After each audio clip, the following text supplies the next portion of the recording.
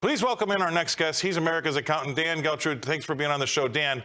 I mean, I went through the remarks. I want to say I can't believe what I read, but I can't believe it. And yes, there are going to be some supply chain issues. I'll grant him that. He held his hat on that hook way too long.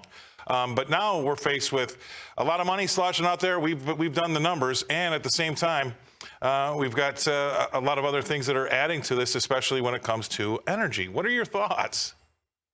My thoughts is that the Fed has really missed the boat every single time, starting with this is just transitory, this inflation situation, and it'll just pass and go away on its own. Well, you know what?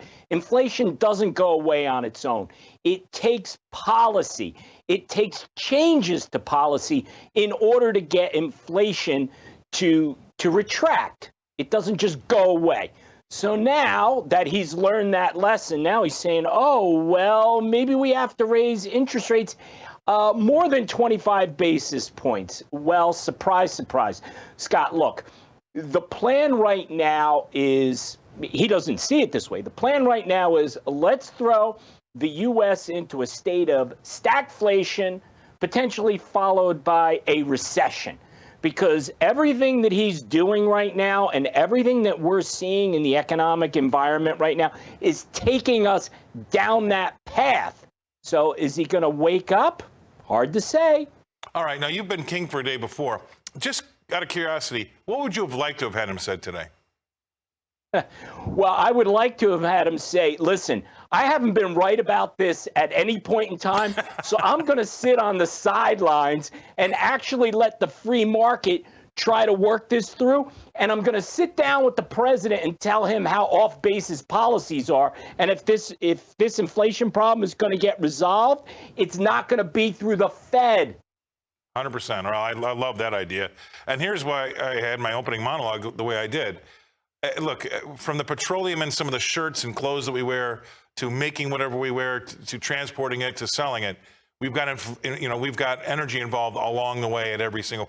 Energy touches everything all the time. OK, and so until we get rid of this energy problem, we're not really going to be able to tackle inflation like we need to.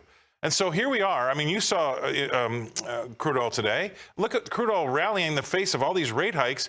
It's just going to cancel them out. So we're not going to get anywhere. And then I think we actually would go to a stagflation environment, because I then do think we would start to see job losses, which is probably the last thing that we've started to think about when it comes to stagflation. And I don't know if you saw it today, Dan, but you see the 5-year yield almost overtaking the 10-year yield. I mean, we're starting to flirt with an inverted yield curve.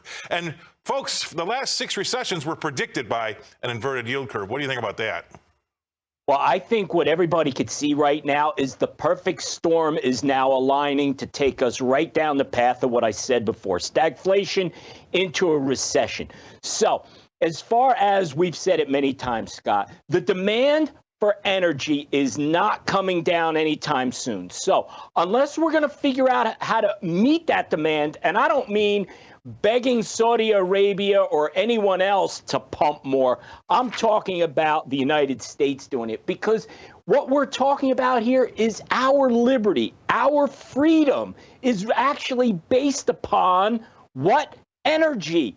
Our energy independence, because without energy, we literally cannot function as a country. So if we want to be independent and we want to be free, we need to start pumping our own energy. And, it's like putting on that your life preserver. They say in the airplane, put yours on first so you can help others. It's almost the same way with our energy problem here. We should help ourselves first so that we can then help the rest of the world, because Europe's in a bind. I mean, they're in big trouble. And that's half the reason why, obviously, you probably know that we've got these oil prices on the run, because they're actually thinking about maybe, shutting down their taking of the Russian oil. And if they do that, they're really in a pickle. I mean, they're really in a pickle. And that is also something that we could help out with natural gas and petroleum. So I just don't. I guess I understand. I don't understand. I think you're exactly right when what you have to say. But I still think that we really have to. If I had to line them all up, I wanted to do one then another, I would start with energy, and then I'd maybe move on to food. But those are the two things that are really causing us the biggest problems. I agree with you. And listen, that was a great analogy about put your life preserver on or put your oxygen mask on first on the airplane so that you could help others. If the United States was energy independent, if we were pumping oil to the max right now, we would actually not have this inflation problem, and we would be able to round up those European countries much easier to get tough on Russia. So all this stuff, it goes back to the same thing. Right. It's all about energy. I know, I agree. How do we understand that? I don't know. I mean, I say it all the time. Energy is power, and that's not meant to be a pun. It is, because it's power in so many different ways. Really appreciate being on the show. Dan Geltrude coming to us from New Jersey. Thank you very much. That was awesome stuff. All right.